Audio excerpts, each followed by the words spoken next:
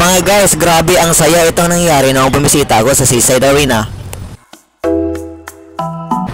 Good afternoon to each and everyone. Mga guys, this afternoon we're going to visit Seaside Arena. But hindi tayo magdirekta doon. Punta muna tayo sa SM Seaside upang makapunta tayo doon sa on the top of SM Seaside upang makita natin ang Seaside Arena kasi wala tayong drone. Abangan mga guys, mayroong mga pangyayari na hindi inaasahan.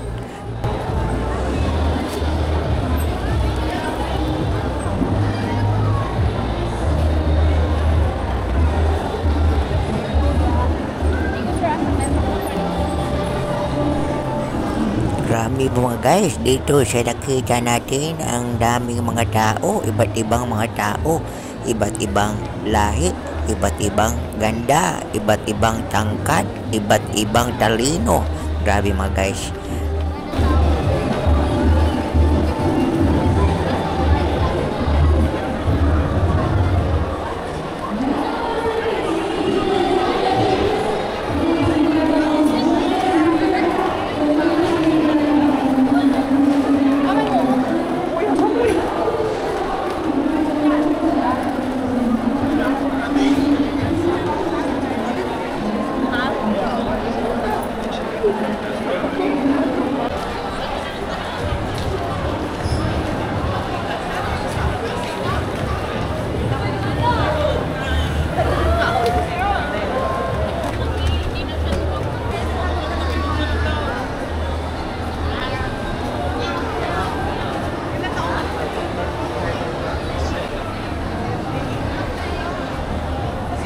We are now here already on the top of SM Seaside. Watch and learn.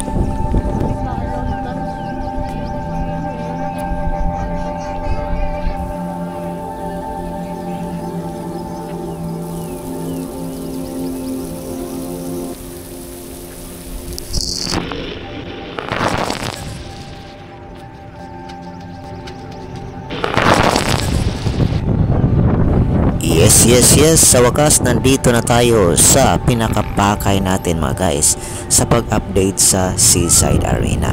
So ang bago ngayon mga guys ay nakaabot na sila doon sa pang-apat na palapag. Okay?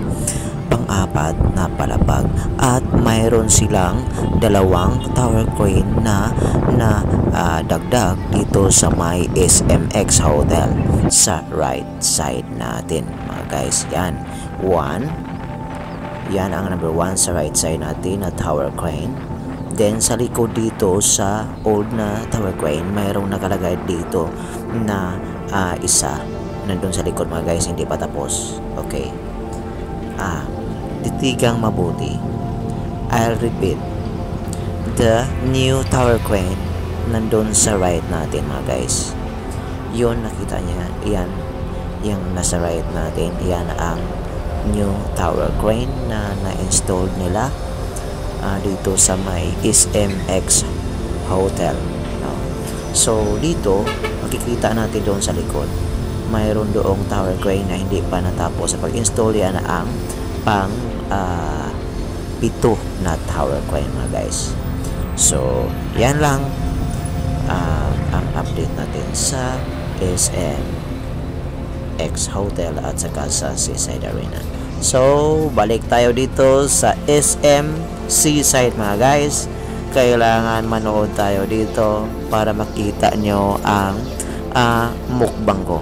Okay, nagmumukbang ako ng pagkain kasi wala na akong magawa at gutom na gutom talaga ako mga guys. So please continue watching, please stay tuned. Thank you. Before I cure the hunger I felt inside my tummy mga guys, ay gumagala muna ako dito sa loob ng SM Seaside. Ito ang nangyayari. Please watch my video until the end.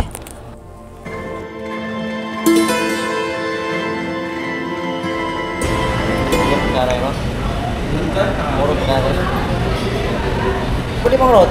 Sama na. Actually mga guys, malaking malaki ang in-order ko na grilled salmon. Natulala ako dito mga guys kasi binigyan ako ng order, hindi naman ako umorder nito. Dahil sa I'm so much hungry this time mga guys, ipinagpatuloy ko ang paggagamot sa gutom na naramdaman ng tiyan ko at ito ang nangyayari.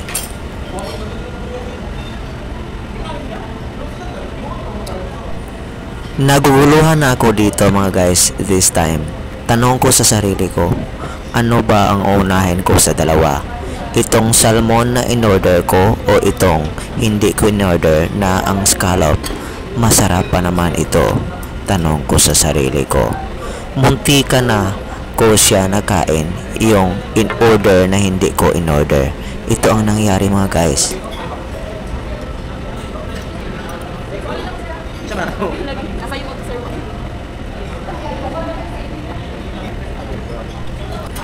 I'm so lucky talaga mga guys, and I'm so much thankful na nakuha na yung nilagay sa mesa ko na hindi ko in-order, yung scallop. Kung hindi kinuha sa maaga pa, ito ay nakakain ko na at maragdagan ang bayad ko. Nakakahiya pa naman. Salamat talaga.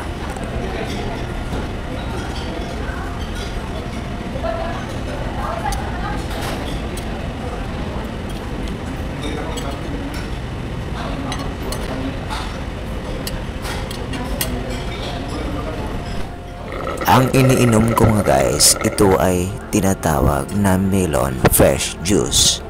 Ito ay healthy drinks, hindi katulad ng mga soft drinks na nakakasira ng katawan.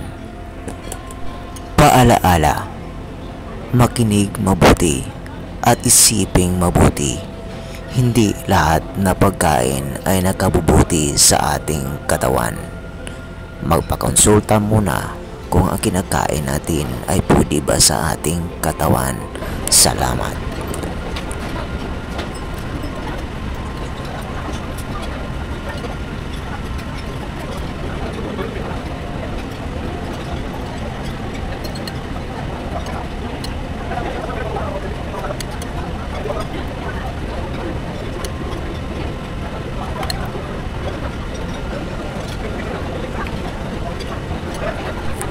Naubos ko na lahat ang 2 cups of rice na ino-order ko mga guys.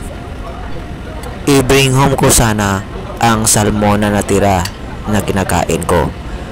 Pero nakakahiya mga guys.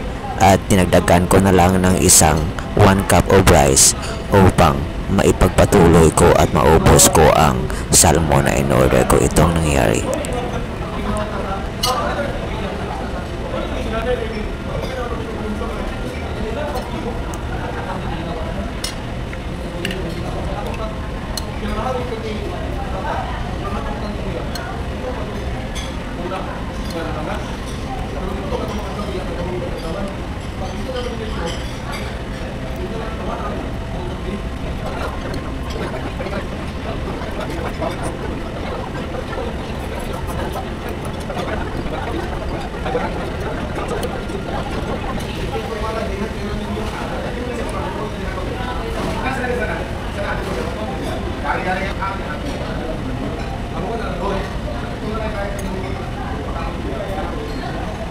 Kay, may duga guys.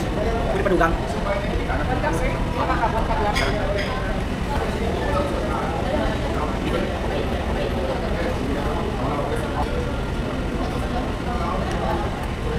Dugo na ni.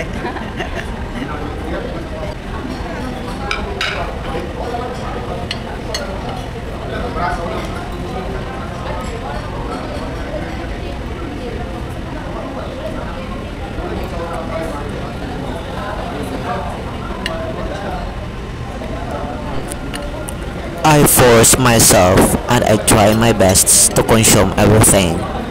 But until the end, na-feel ko na hindi ko pala kaya. Ito ang nangyayari.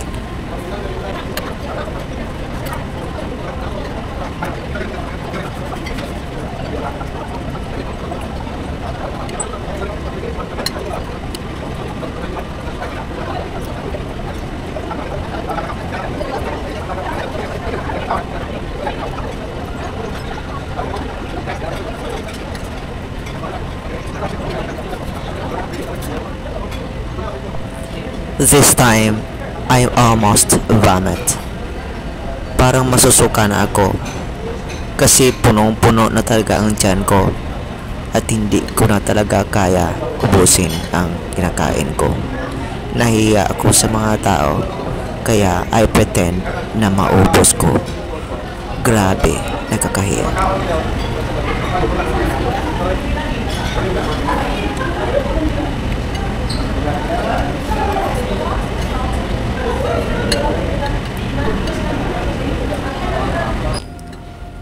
Dito mga guys, ang lahat ay expired na. Hindi ko na na-feel ang sarap ng pagkain na kinakain ko.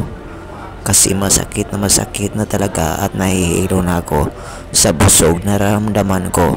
Hindi pala tama pag marami ang kinakain. Pasensya na jud kaayo sa mga Bisaya kay pinipilit kong magtatagalog kahit hindi I'm not fluent speaking in Tagalog. But I try my best. I'm sorry. Thank you for understanding.